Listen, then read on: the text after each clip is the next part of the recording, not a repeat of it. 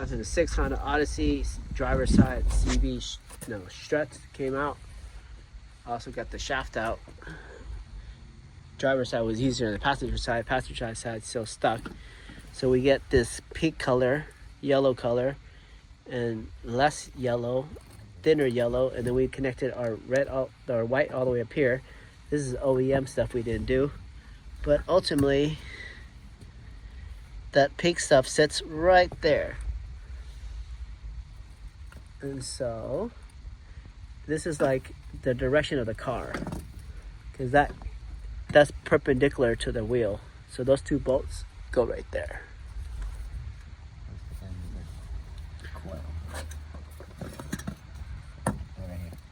Oh, there's some colors over here. Oh, let's do this. This is easier. That's the end of the coil. So they thought of that. Yeah. Wow, you have white paint marker. Real mechanic. Yeah, try it. Yeah.